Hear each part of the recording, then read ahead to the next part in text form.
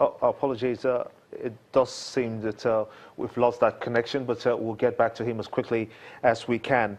But Mr. Ogumadu, in relation to looking at the prosecution process, would you say that this treaty will be able to galvanize that kind of traction that we need, especially when you look at the case of the former governor of Delta State, James Ibori, and how he was being tried outside the borders of this country and actually convicted? How much of this treaty will be able to address that kind of scenario? Okay, please grant me the indulgence to speak to this agreement as a lawyer. The legal mutual assistance, reduced into a treaty now, is one of such treaties that will assist Nigeria in its efforts to relate with the UAE in dealing with cases of corruption that affects Nigeria. In other words, in the absence of such a treaty, it will be difficult, indeed almost impossible, to begin to think of the kind of collaboration and the cohesion of activity that will enable us at least get our funds repatriated. Now, it's also important to point out that it doesn't stop at the signing of such bilateral agreements.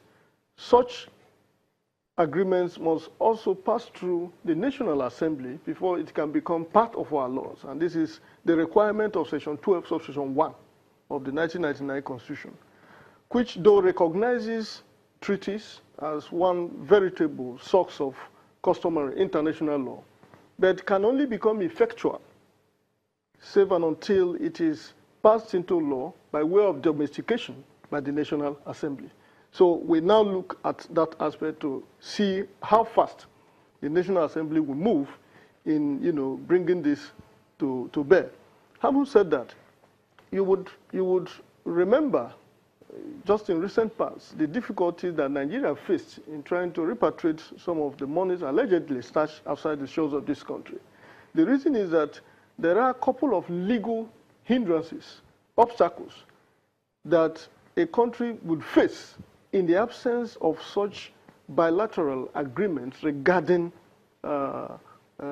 such repatriations. So it stands to reason that with the signing of this agreement, with its domestication pursuant to Section 12 of the Constitution of the Federal Republic of Nigeria, the ease with which Nigeria can access the monies illegally stashed away from this country, particularly from that country, will be enhanced. Okay, let's get Mr. Debo. He's back on the line again. Let me get one of the quotes that you wrote just hours ago, just immediately that treaty was signed.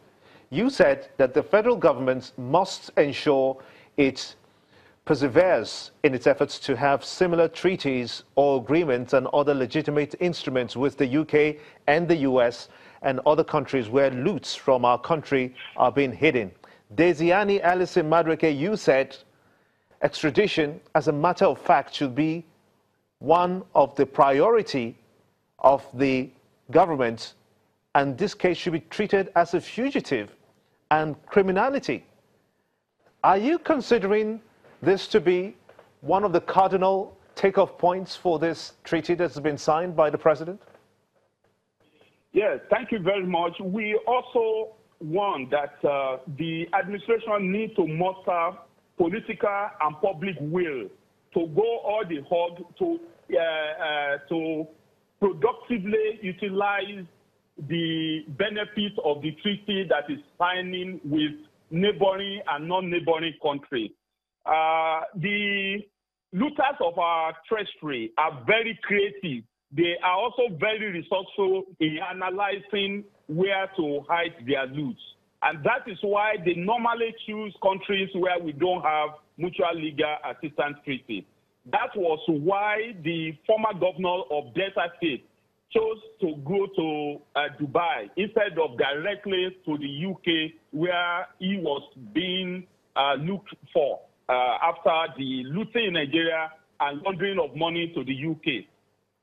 it was because the UK and UAE had mutual legal assistance treaty that made it easy for the UAE to request, for the UK to request for the extradition of the former governor of Delta State to the UK for trial. The rest is history. The reason why we are saying that Nigeria should enter such treaties with all other countries that they have not entered into such treaty with is because as soon as they know that UAE is in such treaty with us, the looters will find another country. That is why you have our names so prominent in the those that are involved in the revelation we got from Panama Papers, because Panama is another safe haven for looted, funds. The same thing with Switzerland. A lot of money stolen here are used in Switzerland. Are saved in Switzerland. In Dubai, most of the looters here, they bought, choice properties in that country. And these are in terms of palatial buildings and hotels.